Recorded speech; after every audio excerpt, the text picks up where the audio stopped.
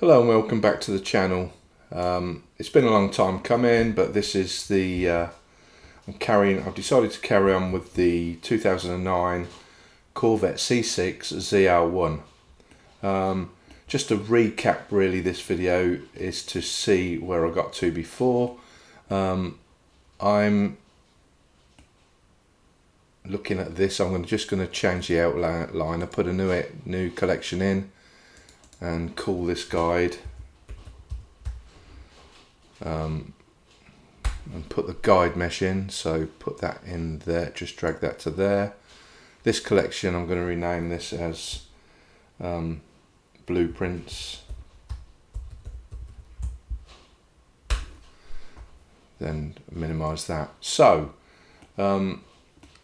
basically this course started out, I haven't got a I've got the orthographic images for this. I've got them off the net. I think they must have been, looking at it, I think they must have been initial renders of an existing model on the internet. But so it's therefore quite awkward to get the lines or see the lines through the mesh, but they're totally orthographic, so it's easy to model from. So what I'd done originally in this was to start the guide for the hood or bonnet, whatever you like to call it, and the side fenders. Now this was quite a while ago, a couple of years ago I think, so in the next episode I will be tidying up this topology. This topology isn't quite right.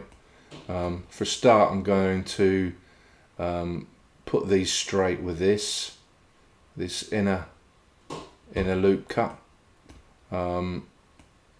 It's hard to see from the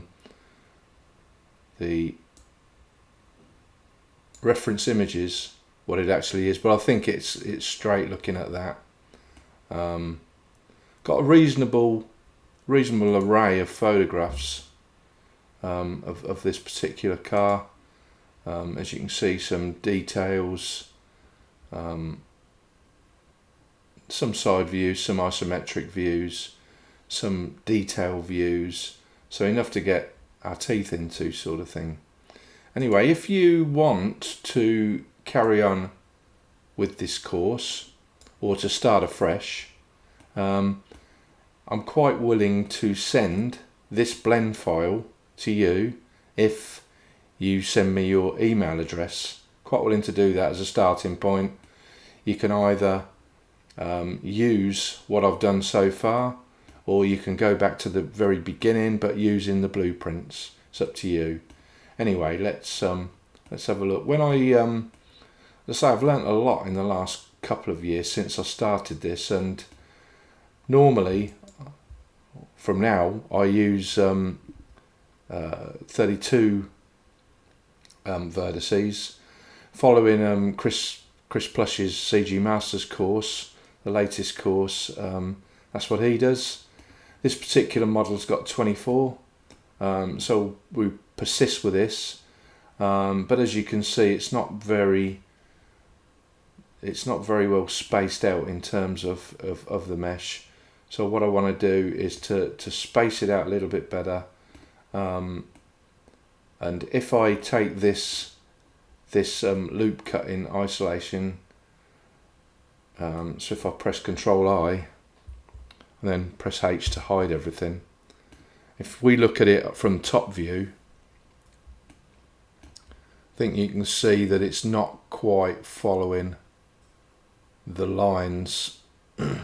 I mean, essentially this needs to be straight, so we'll straighten that up, and then I think the curve down here is reasonable, so that's what we'll be attempting to achieve.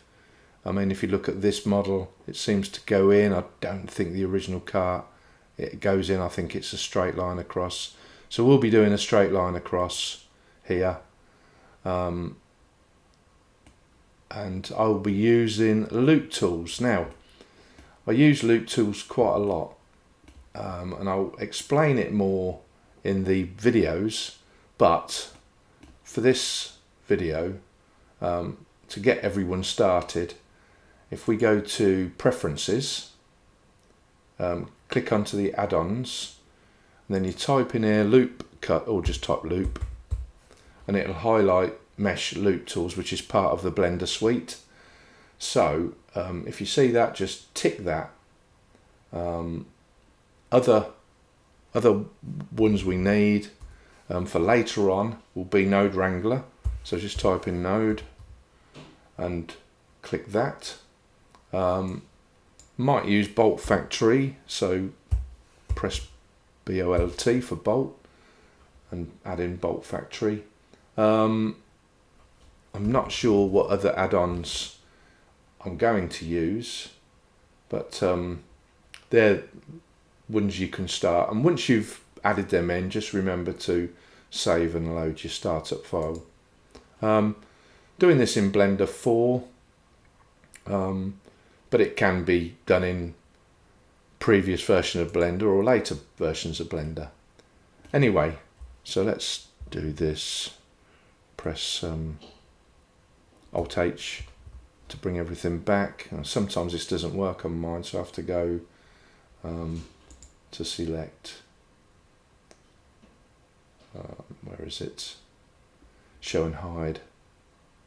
Sometimes it must be my computer, but sometimes the hotkeys don't work.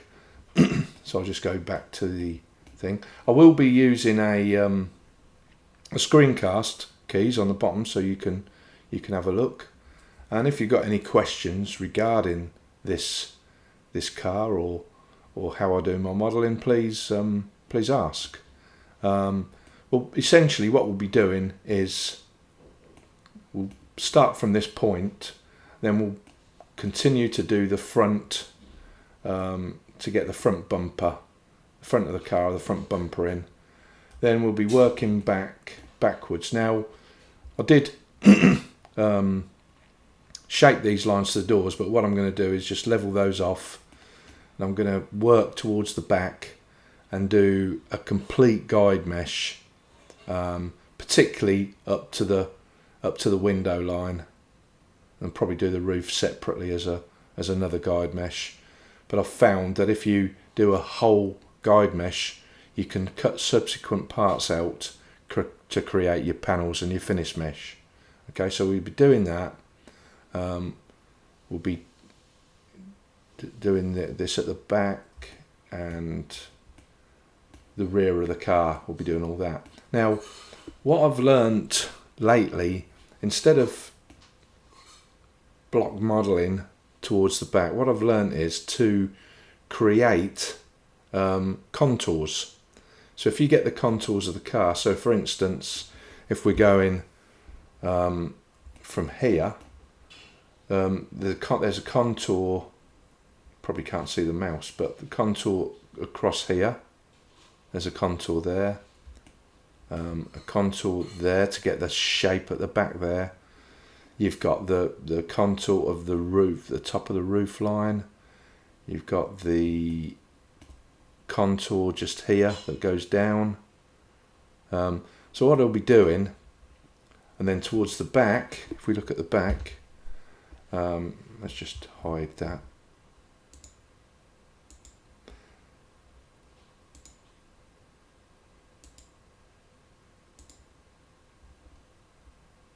It's not hiding it. Anyway, the back, there's the contours around there and around the side there. So if we create the contours, then we can fill in part of this tutorial. You'll see me use grid fill, and I'll explain how to use grid fill. But basically, what it is, it's an enclosed loop. So if you had X amount of vertices here, for instance, say you're doing it from the top of here, you have equal amount of vertices at the top to the bottom, an equal amount of vertices to the side, to both sides, and then you can just use the grid fill tool, which matches the mesh and creates the contours without you having to push and pull vertices to create that, to create the curves there. It's very useful, and I've been using it quite a bit actually, so you'll see that on this. I learned various different ways of doing panels, i.e. a different way to do panel gaps, and basically what I'm going to try to show you is how I will use to create the door gap, for instance. I'll create a line here, down there. I'll extrude it out to the panel thickness, then extrude it out this way and that way on the x-axis, and then use that object, or create an object with those two lines of vertices, and extrude it out here and here. We'll use that box, if you like, as a boolean to cut the panel gaps, which is a bit of a different way of looking at it. I've seen one person use it, Natural Art Freak, and he uses it extensively on his models. So if you want to have a look, go to the Natural Art Freak site, have a look at his models. But you can, if you want to model this with me, you can use that technique if you wish. Okay, that's enough for this explaining of what I'm going to do and how we're going to do it. But I do aim to crash on with this now, and not just to leave it like I have done. So yeah, looking forward to completing this one. This will sit alongside my Corvette C7. I do intend in the future, I've got so many cars I want to do, but I do intend in the future to do a C1, a C2, a C3, all the way up to the C7. Perhaps not the C8 yet, but I do intend to do all of those cars, so we've got a complete collection of Corvettes. Other than that, on the channel I started doing a image modeler, a Toyota 2000 GT, and I aim to continue that too soon. Plus any other car that I've started and not finished, I intend to carry on. Anyway, thanks for listening to all this, and we'll see you soon. Thank you.